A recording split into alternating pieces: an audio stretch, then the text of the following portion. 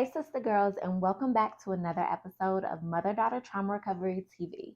If you're spinning the block on me, I need you to pat yourself on the back because I know filming these videos is not easy. It takes a lot, things are thrown my way. I'm like, no, I have to show up and be consistent. So I imagine that it's the same way on your end. This is not feel good content. This is not, lifestyle content. It's not things that are going to make you feel good at all times. But I do try to approach these topics that are very heavy in a lighthearted way so that you can know that healing does not have to be as ugly and confusing as it sometimes can be. But you obviously have me as a guide to make sure that I'm able to use some of the lessons I've learned, some of the tricks I've learned, some of the knowledge that I have from being a therapist, as well as being a part of the community that I'm serving, so that we can try to streamline your process towards the goal that you have, which is to recover from your trauma from your mom. So I just want you to pat yourself on the back because I know that, like I said, it's hard to show up and continue to watch this. And if you have been a loyal subscriber, that says a lot about you because it says that you are locked in and you are very, very adamant about making sure that the curse ends with you. So shout out to you. I want you to leave me some comments below. Let me know what you've enjoyed, what you've learned, what you want more of, what questions you have, what other topics you would love for me to cover. I have a entire season full of topics. I mean, I actually have more than one season. I have 80 or 90 topics that I'm going to cover, but send me other ones. I would love to incorporate some of your ideas in the content that I'm giving so I can make sure that it actually is responsive and meeting the needs that you have. So all that said, let's hop into today's topic. Today, we're going to be covering something heavy as usual. But like I said before, I always try to make sure that I'm approaching this in a lighthearted way. So that's why I'm using stories. That's why I am normalizing the fact that this is some experiences that are universal. You may not know this because I didn't know until I did the research, there are over 900 billion women in the entire world who have mother daughter trauma. I am a doctorate student at this moment. I will be graduating shortly, so that is going to be done. But in my research, as I was preparing for my dissertation, which is talking about this very important topic, I discovered that there are more women who can relate to this than who can't. So I want you to know that you're not alone, and that is my reason for posting these videos, for filming these videos, for being as in tune to this population as I am. So today we're going to be talking about how your mom's relationship with her mom impacts your relationship with her. Now, that's a very layman's term way of saying intergenerational trauma. Intergenerational trauma is a buzzword. We hear about it a lot today. And honestly, in a lot of confusing ways, right? One thing that I do not necessarily like about this rush of mental health being used on social media is that people are not always explaining things accurately. They're not always explaining them thoroughly. And sometimes it really just leaves people more confused than they were before they looked at the post, before they watched the reel, the story, the TikTok, the whatever the thing is that they watched. So I want to spend some time today really helping you understand what intergenerational trauma looks like when it is a mother and a daughter, and how it can honestly stop your mom from attending to you in the ways that she probably knows you need, but we'll talk about why she may not be doing those. So I think the most obvious reason is number one, and that is she doesn't know how, right? That is something that we are told time and time again. If you are a part of this community, you know about the but that's your mom posse. That's what I've labeled the, peanut gallery of people who try to tell you that's your mom. She doesn't know. She grew up in a different generation. X, Y, and Z happened to her. She's doing the best that she can, right? So that's probably one of the easiest ways that we can, easiest labels that we can attach to why our mom is showing up the way that she is. She doesn't know how. Her mom didn't show her. Their relationship was not one where it was modeled to her how to show up for her daughter. Very, very simple. Your grandmother didn't show her. Her mother probably didn't show her. Her mother probably didn't show her. And that's how we have this absence of, knowledge that's being passed down from generation to generation. So that's one of the ways that intergenerational trauma ends up showing up, is that just multiple generations of people are unaware of how to stop this thing from happening. That doesn't necessarily mean that people don't want to. What I've observed in my own life, my own situation with my mom, my work with clients and their mothers, is that there is a period of time where a woman, and she's usually a child at this time, is very sensitive to how her mom is treating her, right? Like it hurts. She is very aware of the fact that it hurts. She's very vocal about it. I've had so many clients tell me that they would write letters to their mom when they were growing up, to try to explain to her exactly what they were going through, how they were feeling, what she could do to help, et cetera, et cetera, et cetera. Those are things I've had young and old clients tell me. And at some point after that doesn't work, your heart becomes hardened, right? This person is not going to listen to me. That means that no one probably is going to listen to me because this is the person that's supposed to listen to me, right? So you end up having this shift that happens where moms don't know, they don't know how, their moms don't know how. But then they're also like, you know what? It's not my responsibility to. And that's where we end up seeing ego be a cover up for number one, which is where number two comes in. Not feeling responsible for actually giving you what it is that you need in order to thrive mentally, emotionally, and spiritually. A lot of moms are resentful for the ways that their moms treated them. And that shows up as, like I said, that hard heart coming in and then feeling like, you know what, well, nobody did that for me, so I don't have to do that for my child. Obviously there is a child buried on the inside of them, a daughter deep, deep down, in the pits of who they are, that has been waiting and wanting and hoping and wishing. And after her hope was deferred for so long, she ended up deciding, this isn't something that I'm going to get. And then as she became a parent, this isn't something that my daughter needs from me. This is not something that I have to give to her because it wasn't given to me. And that's how we see intergenerational trauma play itself out as well. A lot of times when we think about like our moms not knowing how, a lot of our minds go to, well, this is an easy fix, just do the complete opposite of what was done for you. Go figure out how, their resources. But if we're honest and we think about the role that history plays in intergenerational trauma and mother daughter trauma specifically, there weren't always resources that exist now that were back in the day. I'm sure that therapists exist, but at this point, based on your culture, there are tons of therapists that you can find who actually relate to the community that you are in. Back in the day, therapy had one shade, it had one gender, it had one sort of culture that it was catered toward. And if we think about whether our moms, with all the trauma that they experience, were going to overcome the judgment and the fear and the guilt and the embarrassment and the shame and all the different things they had to sit in front of somebody who was not even from the same place that they were, that probably was not going to happen. On top of the fact that, many of us grew up in households, and that meant that our families grew up in households where you don't tell our business, like you are not about to go and talk about what's happening in this house. So these are all things that are your mom, on top of not knowing how, is contending with culturally.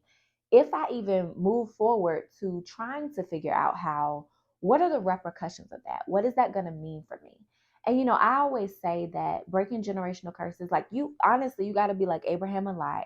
And y'all know I talk about the Bible a lot. So Abraham and Lot, you can absolutely Google it and see what happened. But in general, what occurred is God told them to leave the land that they were from, to leave their homeland, go find a new land. He was going to bless them. And that did end up working out for them. But many people are not going to do that. That's something that I've had to do. That's something that, as a generational curse breaker, you are going to have some level of detachment from people, places, and things that were in your past. You cannot do better backward.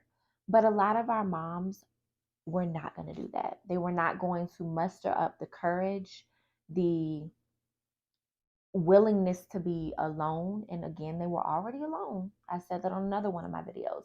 There's always so much loneliness. There's an immense amount of loneliness that you face when you have trauma. You don't feel like anyone understands. You don't feel like, anybody cares. So they felt lonely, but imagine the loneliness that they would get compounded into if they decided, in the midst of all of that, I'm going to depart from these people, all that I know, and try to do better. When there's not therapists, there's not, this internet where there's so many concepts, even if they're wrong sometimes, that are floating around that I can ingest. it probably was just not going to happen. So I'm not making excuses, but I'm just saying when you are attempting to understand holistically why your mom showed up the way that she did for you, it will behoove you to think about history and what she was fighting against outside of her trauma, what the times looked like, what the culture was like at the time that she was being raised. And I have seen a lot of people that have said, when it comes to parental trauma or just trauma from anybody, that we're not responsible for figuring out why someone showed up the way that they did for us. I would actually dispel that myth. So if you are going to be a person who's going to heal, then it will behoove you. I'm using that word again. It will behoove you to find out why someone did what they did. And granted, you may never get any confirmation for that. You may never actually sit down and have a closure related conversation with them. None of those things may ever happen. But just you having an inkling, a suspicion, an understanding about how trauma plays out, how history works into it, how psychological concepts are manifested, all of that is going to benefit you because it's going to help you not take it personally. So I always have told my clients, I tell the women that I speak to, and I'm telling you all now, you have to figure out why. You have to learn these concepts. You got to watch these videos so that you can understand what certain things mean and why certain situations cause someone to show up for you the way that they do. In this case, your mom, because you want to not take it personally. Understanding is going to distance the action from your heart. It's going to help you realize, you know what? They did that because of this. And even if they never tell me, I know that that's how the human mind, the human interworkings work. And so I can be confident enough in my knowledge of that and in the work that I've done to discover that, that I know that this was not about me. This was about them and something that they haven't worked through. So that's something that I want you to keep in mind when you're thinking about, your grandmother, you're thinking about your mom. It's just, like I said, what influenced, and then how did those influences impact why? And then how can you work to not take it personally? So we kind of got a little bit off track there, but I think it was still on track because it was a very good source of dialogue. So we're on number 2 about your mom not necessarily feeling responsible for helping you, not feeling responsible for being a better mom to you than her mom was to her. As you can see, it's getting layered. First, it was she don't know how. I always say that good intentions are no match for generational curses. My mom was, very, very vocal about wanting to make sure that me and my siblings were raised different from her and her siblings. Something that she always would say is she didn't want us to bicker and fight. She didn't want us to not get along. She wanted us to be able to support one another. However, that did not translate into action. Actually, her actions were completely contrary to that. She pitted us against one another. It was always having somebody choose between her and the other person. There just was a lot of divisiveness and contention in our house. However, I know that that was not what she wanted to do. So when I say that, I mean that not knowing how is so, it seems like it's something that is easy to brush off, but there's so many things that are almost in the envelope of that, right? Like if we look at not knowing how as an envelope and it's stuffed with all these bits of paper that each have their own contributing factor, that envelope is huge. Your mom, in order to actually not know how, we've talked about already some of the things that she will have to overcome, but she also have to admit that something was wrong with what happened when she was raised. A lot of our moms are not ready to do that. Even when I took my mom to therapy, and I certainly am okay with sharing how that story went, things that I would have done differently if I were the therapist, just comment below and let me know if that's something you want to hear.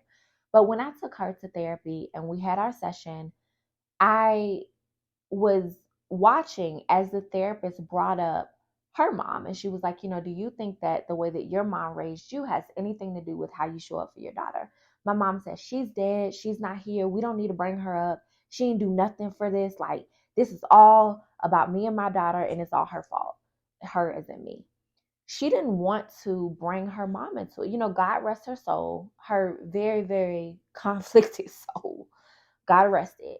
But for her, it was like, I am not even willing to explore that my mom failed in so many ways. And if your mom is in that space, she's never going to know how, because that's blocking her ability to know how. For somebody to change, they have to be willing, able, and also capable. So they have to have the desire, they also have to have the skills, and additionally, they have to have the capacity, the bandwidth, the support. And that's where that comes in too. So, in addition to admitting that something was wrong and then facing the music on that, like you're doing, your mom would have to have support. And that support could come in the form of like what we have now, which is so much a plethora of information on social media. There wasn't YouTube back then. There wasn't, people like me. I mean, there aren't even people like me now. I am the only one who's consistently talking about this topic. There are videos floating around YouTube, where somebody may discuss this topic because it's Mother's Day, but there's nobody showing up every single week to break down how you can recover from mother-daughter trauma. So you don't even have that, and she didn't. But support also looks like, having somebody to be with your children while you're doing the work, having the wherewithal to put your children on a schedule so that you have time to yourself, that you can do your self work, having supportive friends, having supportive family, having people you can be vulnerable with. Those are all things that, because of trauma, our moms were not able to create for themselves. So again, not an excuse, just a reason. Okay, your mom absolutely could do what you're doing now. She could do what I am doing and decide to become the change that she wished to see in the world, but she didn't. Okay, she didn't. So that all goes into not knowing how. So motherhood is really about modeling. When I think about raising my daughters, I'm always thinking, yeah, I want them to go a step further than me. I want them to be better than I am. But I also have to leave a legacy that even if they don't do anything different and they just say, you know what, I love what my mom showed me. Because a lot of moms are saying that, and what they were shown wasn't good, right? But it's so easy because it's your mom. You respect, you revere. It's so hard, like we've talked about before, to break that umbilical cord. So a lot of women are going to just be mesmerized by their mom and everything that she did for them, because that is the role of mothering, right? Like a mother is someone that you're fascinated with until you're not.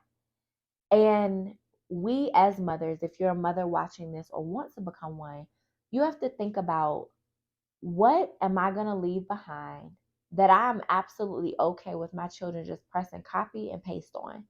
Because they might do that. You might not have a generational curse breaker in the next generation. You might not have one for 5, 10, 15, 20 generations.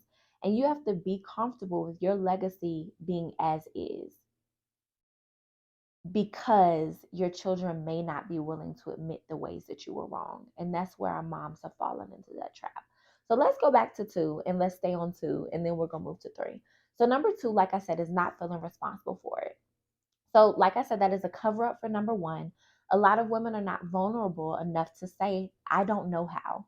It's really hard, especially if they grew up in that comparison culture.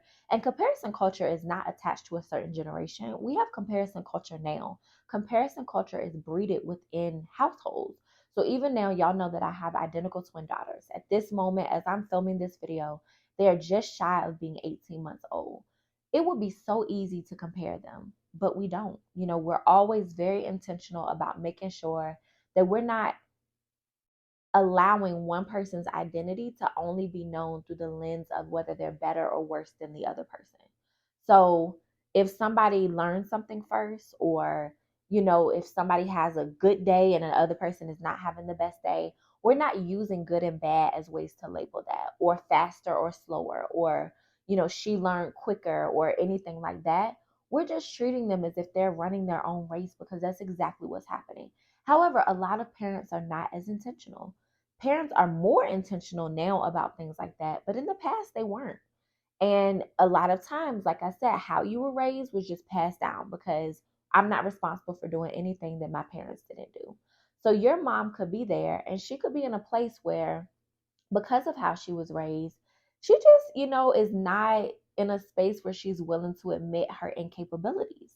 Because those incapabilities, had they been admitted in the past, in the culture that she grew up in, they would have had heavy implications. Hefty, okay? Heavy, hefty. They would have weighed a ton. back then cooking was a huge thing. So I see that come up a lot with the moms and daughters that I work with now or have worked with, in my career, where I'm not about to compliment your cooking because it means that my cooking is not as good. And we see it play out in such, almost elementary ways, almost really childish, where I make better macaroni or I make better ham or whatever the case may be, whatever the dish is, we're holding on to this dish for dear life. We're not passing recipes down because this was how we remained important. This is all we used to have, as women back in the day in order to make ourselves seem worthy was how we cooked, how we looked, how we sexed. All those things were ways to measure whether or not a woman was worthwhile. So it can be really hard for moms to admit that they don't know how to do something, even though that not knowing is the first step to learning how to know. So that not feeling responsible for taking care of you, loving on you, supporting you, that becomes the second layer. I don't know how. And now, because I'm not willing to admit that I don't know how, I'm also not responsible for it. That's what I've decided in my mind. Instead of admitting that I don't know how and going to get the help to learn how, I'm going to say that's not my responsibility. She has to figure that out on her own. And that's where this dog eat dog culture comes in. That's where the hazing comes in families. That's where the resentment comes in that is undealt with, because if your mom is not feeling responsible for helping you and taking care of you and loving you and learning how to support you, then that means that she has some resentment for the fact that her mom didn't do that. There's no way that I would be able to raise my daughters with the amount of intentionality and gentleness that I was not raised with if I was not okay with having not been raised that way. I've come to terms with that just was not my story. And I also have been able to reparent myself and become a mother to myself. I am my mom. God is my mom. I'm surrounded by mothers. I'm surrounded by sisters. I'm surrounded by love. I found ways to supplement what I did not receive and receive it in the world around me. And that is the only way that I'm able to not feel resentful and thus not feel responsible for taking care of my daughters in a way that I wasn't given. So that's another way that your grandmother is impacting. And this is not all blamed on your grandmother. I mean, my grandmother, my mom's mom, was, whew, she was brutal. My mom was raised in a household where there was no love. There was no, and granted, we didn't have love, but we also had more love than her household had. And she got pimped out by her mom. Her mom sold her, for drugs, for money to men, sold her body to them. And I'm aware of just how, I can fathom, I'll say, like, I'm not aware because that was not my story, but I can fathom in my imagination how hard it had to be to grow up and live like that. And on top of that, at 13, my grandmother walked up to my mom and said, I'm leaving. And my mom was left to raise her children for her. So I can understand just how much would have to be worked through and why my mom showed up the way that she did for me. Now, that doesn't excuse her behavior. None of these things that I'm teaching you ever on my channel means that you have to take them and decide, okay, well, I'm just going to tolerate the behavior, because every person is responsible for figuring out how to show up differently, right? Even if there weren't resources for your mom to show up differently for you when you were a child, the resources do exist now, and she can certainly take advantage of them, right?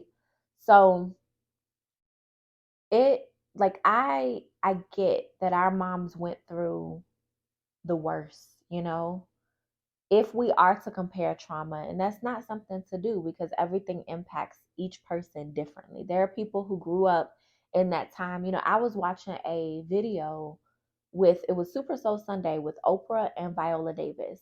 And Viola Davis reminded me so much of my mom because of the lack that she encountered growing up, the way that she was raised so hardcore. Yet I watched this woman build a life. She talked about being sexually abused over and over again and how that led to her issues when it came to infertility and things like that. And I watched her talk about those things and still have created a life that all of us are watching be glorious, right? And I mourn for the fact that my mom would never do that. I mourn for the fact that what I am creating right now, I wish my mom had, because in that slither of time where she would have actually been capable of making change before her heart got hard, there actually could have been a possibility for her to be a generational curse breaker, right? It didn't all depend on me. Had she had stuff like this, she would have been able to. So, through these videos, yes, we're talking about mom trauma. Yes, we're resolving it. Yes, we're being honest about the things that happen to us. Yes, we're setting boundaries. Yes, sometimes that means that we're never going to speak to our moms again. But the only way that you're going to heal is that your heart not be hardened, that you have compassion. And you can have compassion and also set boundaries. People ask me all the time, would you ever reconcile with your mom? No, I'm not interested in it. I have no desire. I have I don't have anything. I love her, but I don't want the relationship. And a lot of women are not willing to go through the process of healing and instead have decided I'm going to hang my hat on hatred because they're not confident enough in their own boundaries.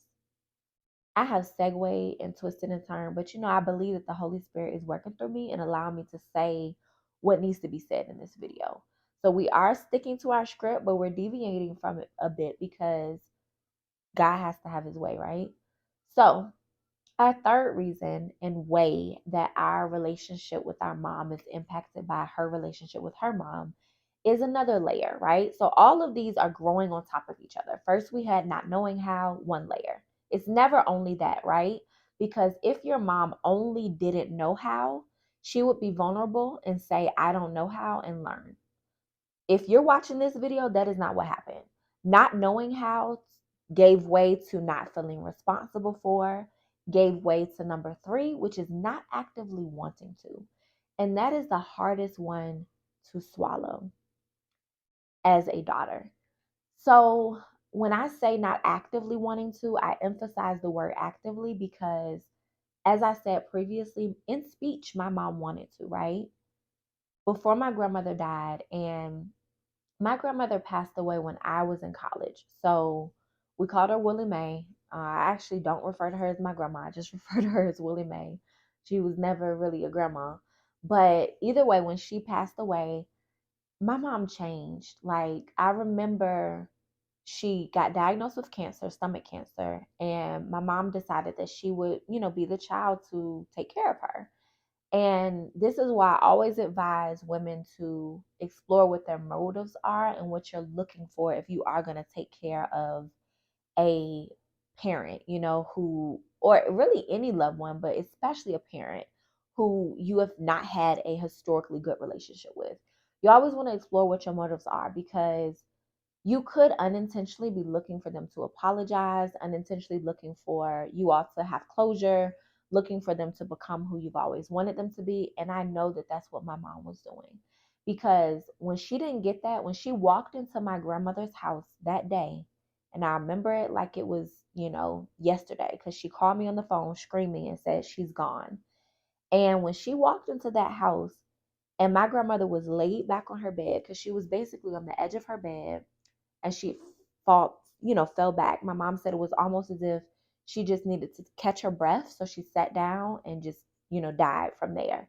When my mom walked in and realized that she was never, it's like all the versions of her who had waited on her mom to show up for her and be a mom in that moment became present. And granted, this is not something she said to me.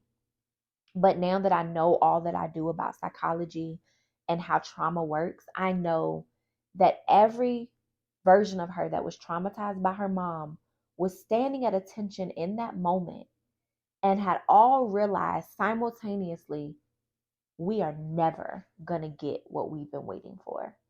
And that's when I saw my mom take a turn for the worse. She was always, traumatic. But from there on, it was like there was no coming back for her. So I say all that to say that's not where I was actually going, but check your motives, sis. Okay. Check your motives. Check your motives. And if you have to not take care of your loved one because you know your motives aren't right, no matter how much flack you're going to get from your friends, your family, all the people that say that's trifling, you know why. You are preserving your soul, okay? Because I watched my mom's soul grow dark over those coming days after her mom's death. I watched it happen. And that's when she had decided that she was not responsible for it. That's when all her rhetoric changed. And it was no longer, I want y'all to be different or live. At that point, she just decided, I didn't get it, so you're not getting it. And that's where not actively wanting to comes in with our moms. In speech, sometimes they'll make comments that suggest that they want things to be different for us than it was for them, but not in deed. There's no activity happening that is creating a different culture. Like I said, in our household, my mom was divisive. She would compare us. It was, oh, your hair is longer than hers when it came to me and my sister. There was obvious favoritism for my brother. There was an inclination towards him. He could do no wrong. He was her baby. If she was mad at my sister, she wasn't going to cook. This was once I left the house. She wasn't going to cook food for her. She was going to cook for her and my brother. And I would have to send friends over. I'm living in Atlanta, calling people, can you please go bring Tiara some food because mom is not, she ain't feeding her because she mad at her. And all those things were obvious and evident in our house. So how can you expect for us to be different when you are throwing seeds of dissension against us? Once my brother passed away, it was her, quickly grasping my sister, who had always craved her love, far more than I think that I did, craved her love and wanted that attention and easily got sucked into that. And then they were two peas in a pod living in codependency land.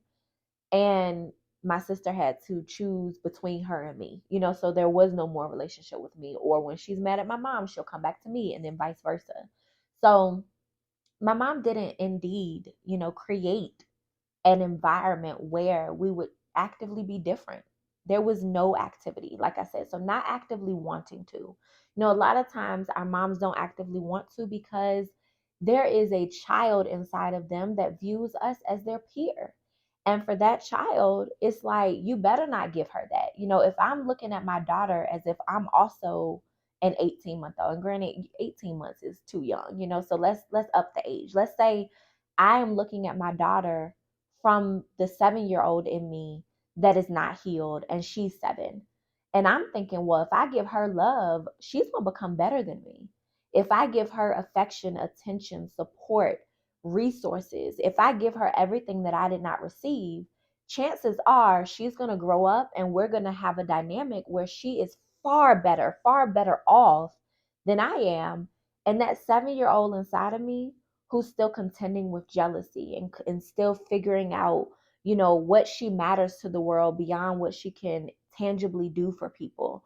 That little girl is not going to allow me to. So that's why a lot of our moms who have not resolved any of their trauma are showing up for us in a way that suggests that they really don't want to be better for us. Because the child inside of them that is not healed is like, oh no, girl, you better not.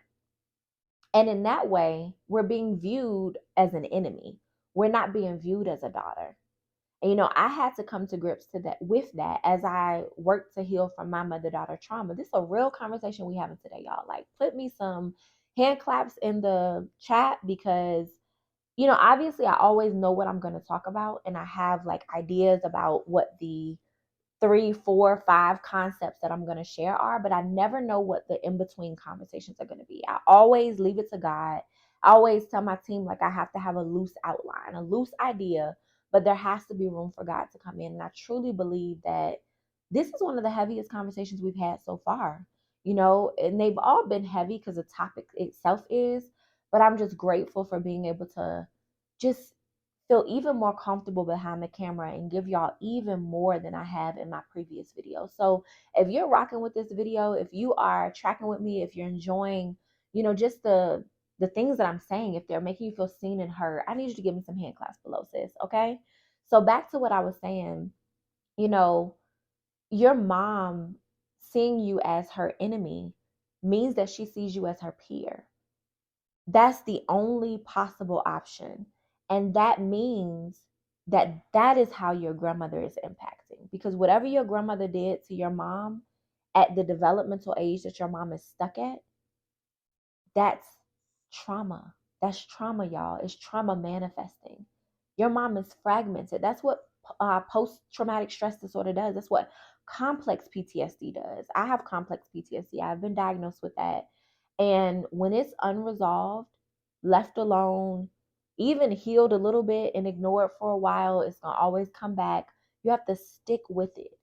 When that is left unresolved, there are fragmented versions of people inside of them. So you see one person, but there are like 15, 16, 17 different people. And that's, oftentimes how you see multiple personality disorder end up coming into play. People have to have significant trauma in order to have multiple, which is just fragmented personalities. The, less severe version of that would be, chronic PTSD, but it still comes out in a multiple personality fashion because that person is responding to you from versions of themselves that was hurt previously.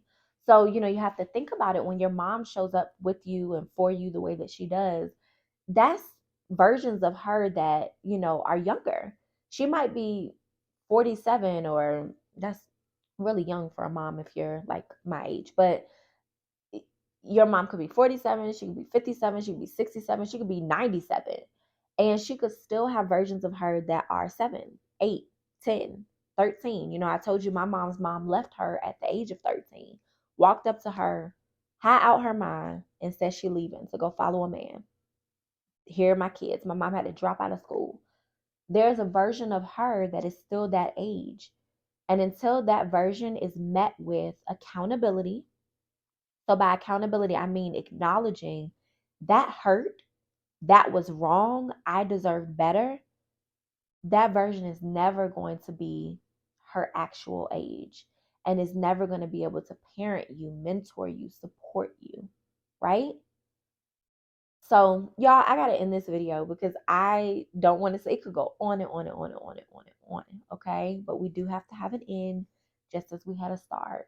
But obviously, I'm going to come back with another video and we're going to continue to talk about this very, very heavy topic of mother daughter trauma. So, like I said, let me know below what was helpful for you, what you want to hear more of, what you have questions about, and I will do my best to put that in the video queue. But for now, thank you so much and just continue healing. Happy healing, sis. Happy healing.